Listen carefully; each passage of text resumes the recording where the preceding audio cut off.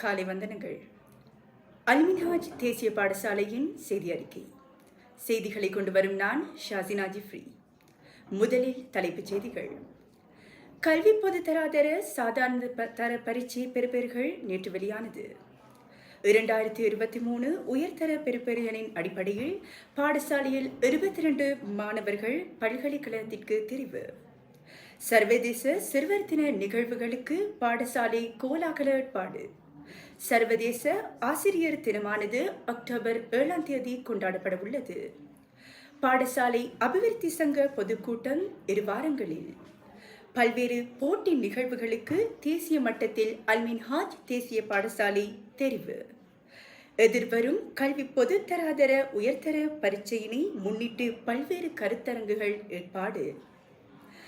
மாணவர்களது ஆளுமை மற்றும் விழுமிய விருத்திக்காக பல்வேறு வேலை திட்டங்கள். மாவட்ட ரீதியான உதைப்பந்தாட்ட போட்டி நுவரெலியாவில். இனி விரிவான செய்திகள். கபோத்த சாதாரண தர பரீட்சை பெறுபேறுகள் நேற்றைய தினம் வெளியானது. எமது பாடசாலையில் இப்பரீட்சைக்கு தோற்றிய 88 மாணவர்களுள் 9 பாடங்களில் ஏ சித்தி பெற்றவர்கள் 2 8A B பெற்றவர்கள் 3 பேருமாக சித்தி அடைந்துள்ளனர். கடந்த வருடம் உயர்தர பரீட்சைக்கு தோற்றிய மாணவர்களுள் 22 மாணவர்கள் பல்கலைக்கழகங்களுக்கு தெரிவாகியுள்ளனர். இதன்படி உயிரியல் விஞ்ஞான பிரிவில் மருத்துவ பீடத்திற்கு 5 மாணவர்களும், ஏனைய துறைகளுக்கு 9 மாணவர்களும், பௌதீக விஞ்ஞான பிரிவில் பொருளியல் பீடத்திற்கு 1 மாணவரும், கலை பிரிவில் 6 மாணவர்களும் தெரிவாகியுள்ளனர். இதனையிட்டு இவர்களை வழிநடாத்திய முன்னாள் அதிபர், ஆசிரியர்கள், பெற்றோர்கள் மற்றும் பாடசாலை சமூகத்திற்கு இந்நாள் அதிபர் திரு AJ ஹசனுல் பசரி அவர்கள் தனது நன்றிகளை தெரிவித்துக் கொள்கின்றார். சர்வதேச சிறுவர் தினமானது அக்டோபர் 1 நாளை செவ்வாய்க்கிழமை எமது பாடசாலையிலும் கோலாகலமாக நடைபெறவுள்ளது.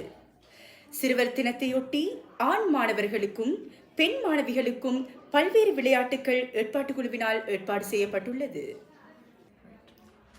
சர்வதேச ஆசிரியர் தினமானது அக்டோபர் 6 விடுமுறை தினம் காரணமாக 7 எமது பாடசாலையில் அபிவிருத்தி சங்கத்தின் அனுசரணையுடன் கொண்டாடப்பட உள்ளது. ஆசிரியர் தின கொண்டாட்டத்திற்காக எவ்வித பண வசூலிப்பும் வகுப்பு வாரியாக இடம்பெறக்கூடாது என அதிபர் வலியுறுத்தியுள்ளார். பாடசாலை அபிவிருத்தி சங்க பொதுக்கூட்டமானது எதிர்வரும் அக்டோபர் 13 ஞாயிற்றுக்கிழமை மாலை 3:30 மணிக்கு பாடசாலையின் பிரதான மண்டபத்தில் இடம்பெறவுள்ளது.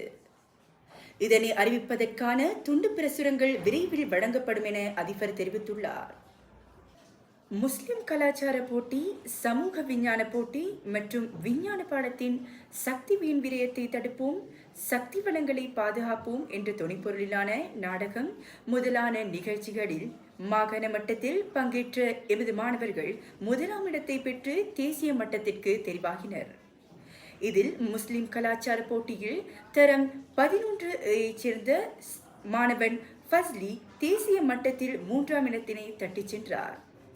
அம்மாணவனுக்கு அதிபர், ஆசிரியர் மற்றும் பாடசாலை சமூகம் வாழ்த்துக்களை தெரிவிப்பதோடு தேசிய மட்டத்திற்கு தெரிவான மாணவர்களுக்கு பாராட்டினையும் தெரிவித்துக் கொள்கின்றது. அகில இலங்கை ரீதியாக இடம்பெற்ற கணித போட்டியில் மாகாண ரீதியில் வெற்றி பெற்று தேசிய ரீதியான போட்டிக்கு எமது பாடசாலையில் தரம் 7A சேர்ந்த மாணவி AR ஜெய்னப் தெரிவு செய்யப்பட்டுள்ளார்.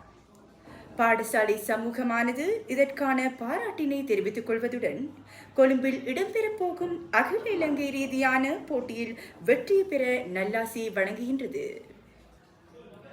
எதிர்வரும் கபோத்த உயர்தர பரீட்சையை முன்னிட்டு வர்த்தக மற்றும் கலை பிரிவுகளுக்கான பாடங்களுக்கு பல நலன் விரும்புகளின் அனுசரணையுடன் கருத்தரங்குகள் இடம்பெற்றுக் கொண்டிருக்கின்றன. இதற்கான வழிப்படுத்தலை அதிபர் வழங்குவதோடு ஆசிரியர்களும் தமது ஒருங்கிணைப்பை மேற்கொள்கின்றனர்.